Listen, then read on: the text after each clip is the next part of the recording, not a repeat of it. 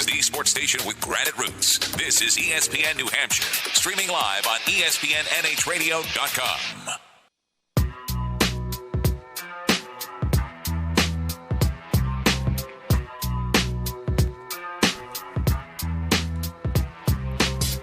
FNL Lacrosse, back and better than ever here on ESPN New Hampshire. We're online at ESPNNHradio.com.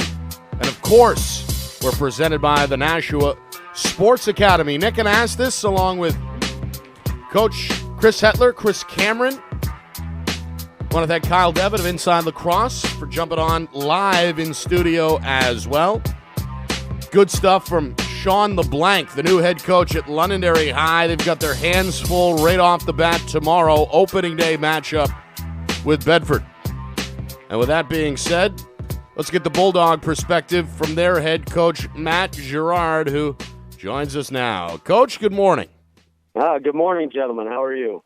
We are always good, sir. A little better than usual, perhaps, now that lacrosse season is officially underway. With that being said, you've got the nation's longest win streak. You're going to put it on the line tomorrow against a pretty good Londonderry team.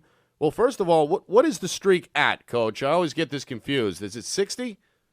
Sometimes I get confused too, but I just looked it up to make sure. I just want to have that number right. It's at 61 straight games, and it's been something special that these kids in this program have accomplished, over the last 3 years. And I was told over this past winter that I believe we sit sixth, maybe seventh, all time in high school lacrosse in win streak. So, these kids have worked hard for that, and they've got a lot of recognition over the years for that.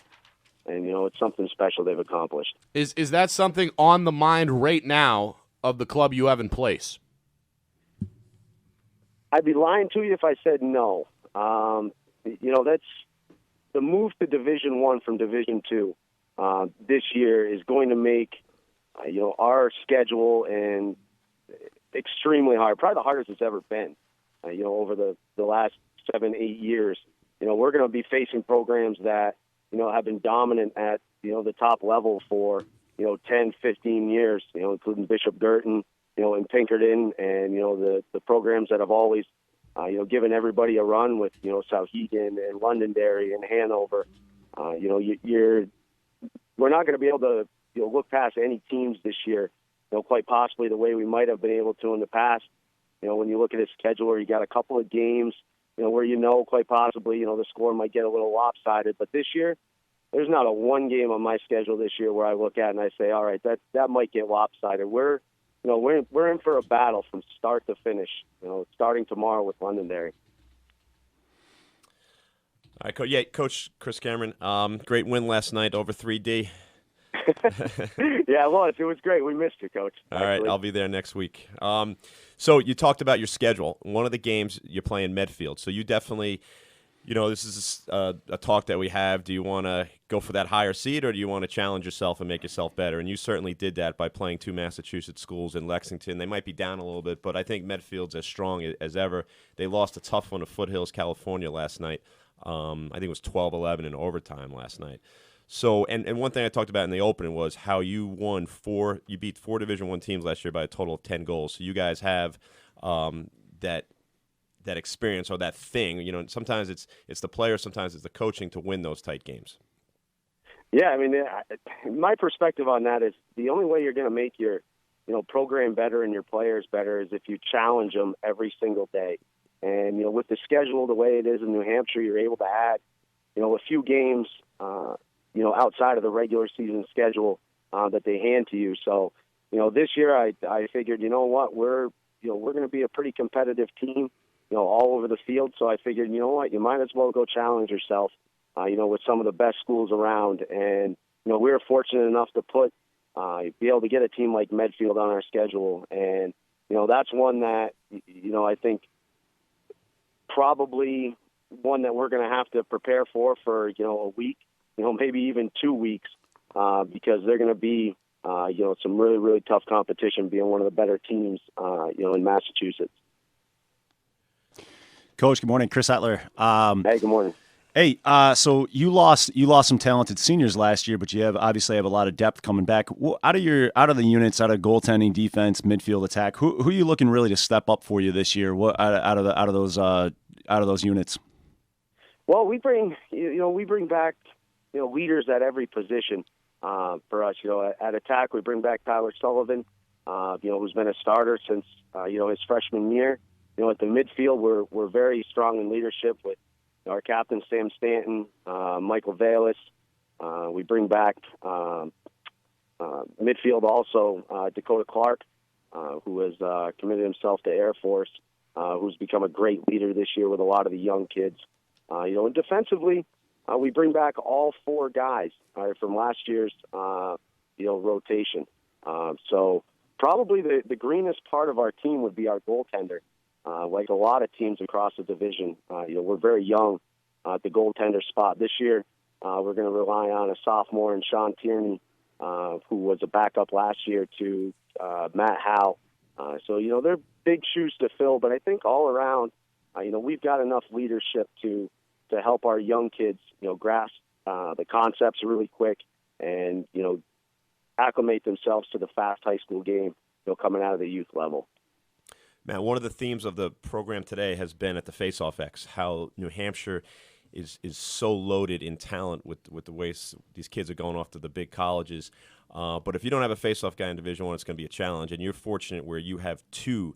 And in the years past, you've used two guys at the Face-Off X. Is that kind of how it's shaken out for you now, or has one guy won the job?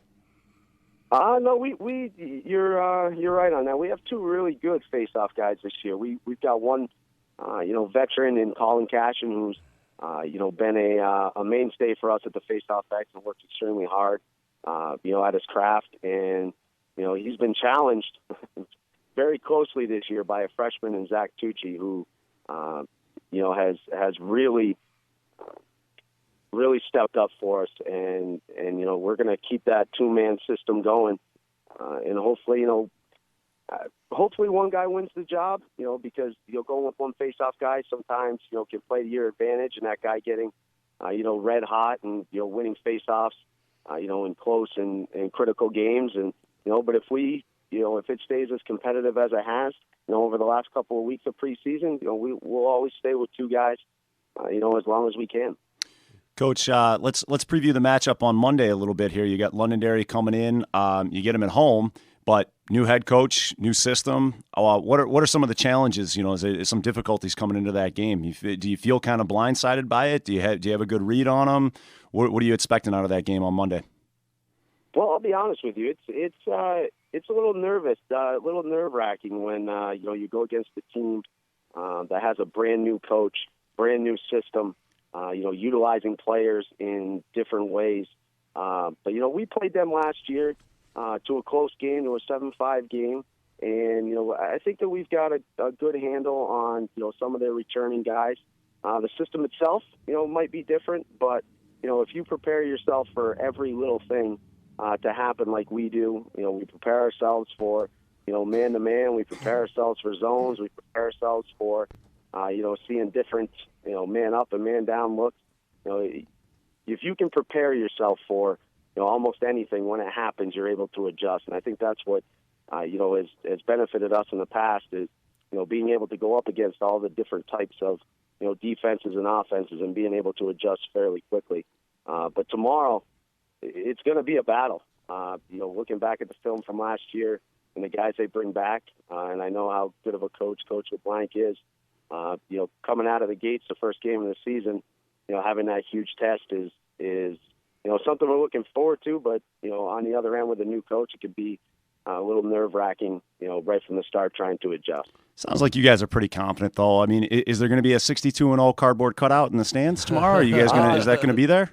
No, that is not going to be there. That was kind of something that the kids had brought, in hopes that we had won last year, and we did. So it will not be there, I hope.